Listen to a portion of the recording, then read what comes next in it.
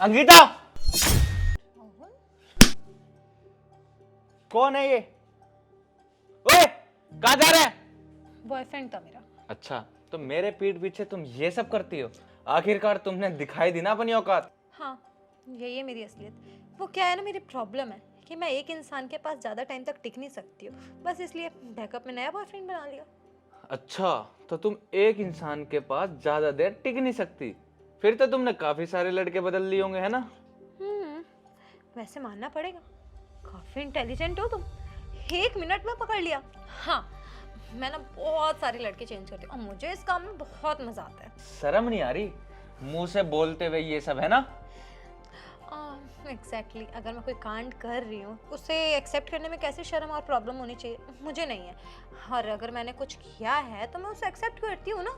अब मैंने किसी से झूठ थोड़ी ना बोला है, किसी को धोखा थोड़ी ना दिया है कि मुझे शर्म आनी चाहिए। मैं तो खुलेआम कर रही हूँ, जो भी कर रही हूँ तुम्हारी नजरों के सामने है यार। मुझे ना शर्म आ रही है अपनी पसंद पे कि मैंने तुझ जैसी लड़की को पसंद किया और उससे शादी करी। शर्म आ रही है ना तो तुम करते रहो।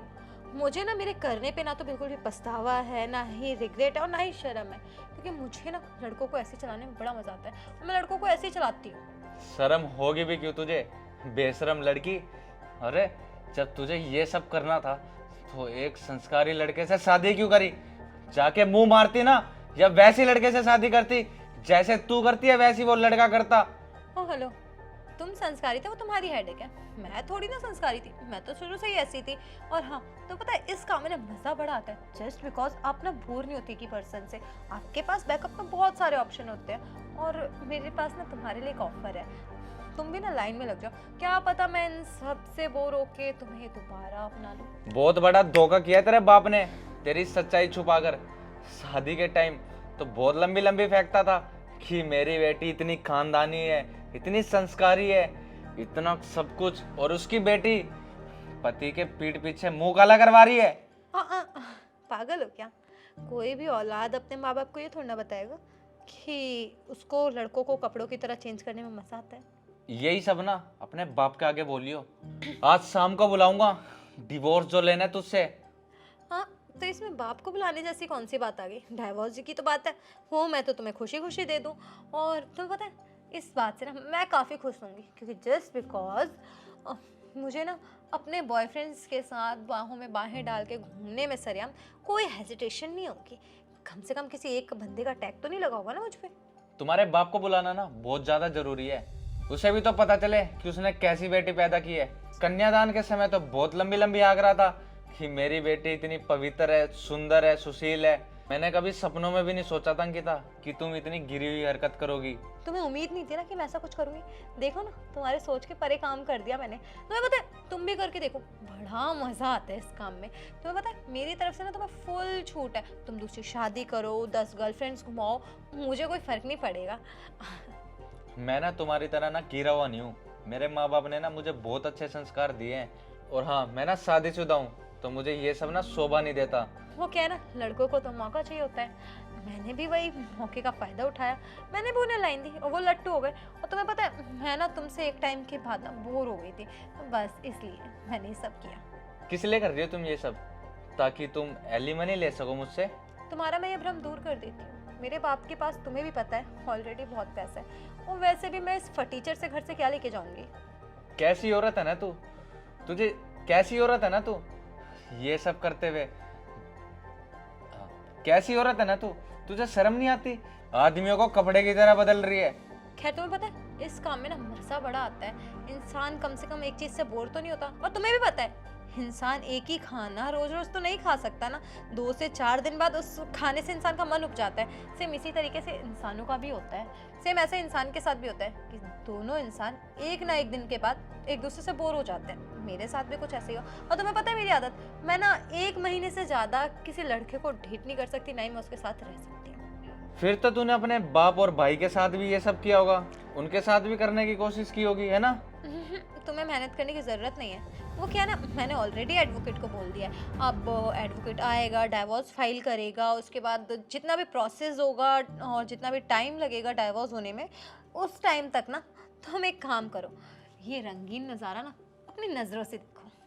इससे पहले मैं कुछ और देखूं, मुझे ना तुम्हारी शक्ल नहीं देखनी। जा रहा हूं मैं। और जब वो आ जाए ना, पेपर मेरे कमरे में भिजवा देना, साइन कर दूंगा और अपना बोरी बिस्तरा उठा के निकल जाना मेरे घर से। बस करो तुम दोनों, कुछ ज्यादा जल्दी है एक दूसरे को डिवोर्स देने की। तुमसे तो ये उम्मीद नहीं थी अंकिता कि तुम मेरे मंदिर जैसे घर को एक बाजारू अड्डा बना दोगी। अरे शर्म कर लो कुछ। कितनी शर्म करूँ भाभी? वो क्या है ना, मेरी प्रॉब्लम है, मैंने ना अपनी शर्म लिहाज सब ना घोल के पी चुकी हूँ, अब मुझे शर्म नहीं आती। अगर मुझे पता होता कि तुम ऐसी निकलोगी तो अपने घर में तुम्हारे कदम नहीं पड़ने देती। और वैसे भी और कब से कर रही हो ये सारी चीजें? लड़के बदलने का बिजनेस खोल रखा है क्या तुमने? भाभी जी, मैं कब से लड़के बदल रही हूँ नहीं बदल रही हूँ, आपको ये जानना ज़रूरी नहीं है।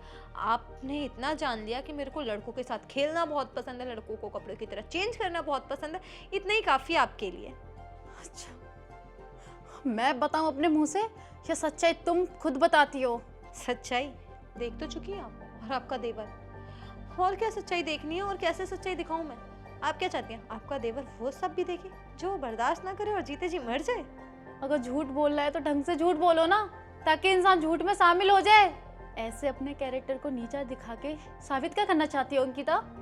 अगर तुम्हें मेरे देवर से छुटकारा चाहिए था कि उसके साथ नहीं रहना है तो पहले बताना चाहिए था ना, पहले निकल जाती मेरे घर से, या फिर कोई और बहाना ढूंढ लेती तुम।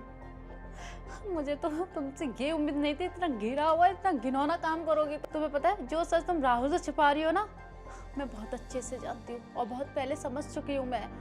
अंकिता, तुम अपने मुंह से सच बोलती हो या फिर मैं बोलूं? बोलने से पहले 100 बार सोच लेना। अब कुछ भी तुमने गलत बोला या अपना कैरेक्टर नीचे दिखाने के लिए कुछ भी अनाप शनाप बोला तो हाथ उठाने में मुझे देरी नहीं लगेगी, समझी? तुम्हें पता है राहुल, अंकिता को ब्लड कैंसर है। अंकिता लास्ट स्टेज पर है और कभी भी कुछ भी हो सकता है। पता है इसने क्यों छुपाई सारी बात? ताकि हमें कोई परेशानी ना हो, हम तकलीफ में ना आ जाएं उसके साथ साथ। और अच्छा हुआ कि उस दिन मैंने इसकी सारी बातें सुन ली थी। ये रोने की आवाज कहाँ से आ रही है?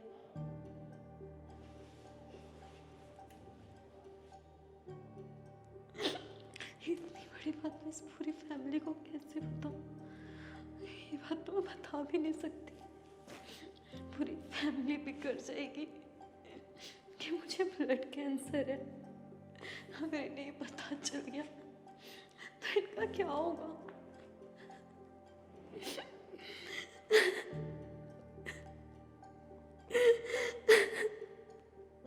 इसको ब्लड कैंसर है, इसने बताया क्यों नहीं? तभी वो राहुल से लड़ती थी, झगड़ती थी ताकि राहुल उससे दूर हो जाए।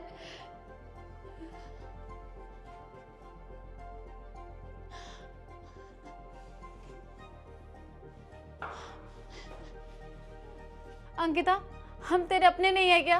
बता तो देती टाइम से पहले, क्या पता हम सब कुछ ठीक कर देते। भाभी वो मैंने इसलिए नहीं बताया जस्ट बिकॉज अगर मैं राहुल को ये सारी बातें बताती तो वो जीते जी मर जाते और चाह के भी मुझसे नफरत नहीं कर पाते। मैं चाहती थी कि मैं जीते जी राहुल की दूसरी शादी करा दूँ ताकि उनकी लाइफ सेट हो जाए, उन्हें लगे कि मैंने उन्हें धोखा दिया है और वो मुझसे इतनी नफरत करे कि मुझसे बदला लेने के लिए वो किसी और लड़की के पास जाए। बस इसीलिए मैंने ये सब किया। भाभी मैं कहीं भी जाती ना मैं आपके पास रहती ना ही अपने माँ बाप के पास जाती, क्योंकि मेरे अंदर इतनी हिम्मत नहीं है कि मैं अपने माँ बाप को टूटता हुआ देख सकूं। कोई फ़ायदा नहीं है भाभी इसका और डॉक्टर से बात करने का, क्योंकि लास्ट स्टेज है और मैं ज़्यादा से ज़्यादा 5 से 6 महीने की मेहमान हूँ। कुछ देर नहीं हुई है, अभी बात करेंगे डॉक्टर से, बड़े से बड़े डॉक्टर के पास लेके जाएंगे अंकिता को। अगर हमारे सामने वाला का सांसें ले रहा है तो हम क्यों उम्मीद छोड़ें?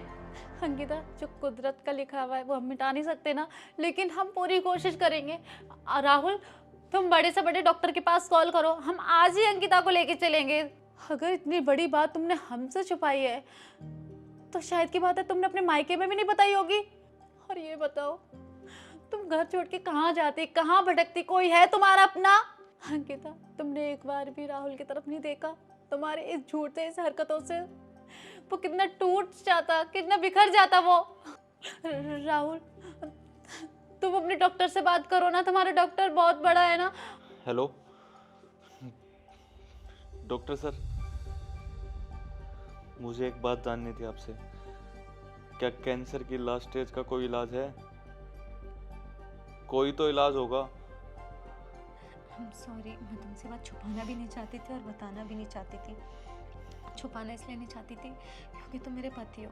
मेरे साथ अच्छा बुरा जो भी है वो सब तुम्हारा जानने का हक है। हाँ, बताना इसलिए नहीं चाहती थी ताकि तुम्हारा दिल ना टूटे।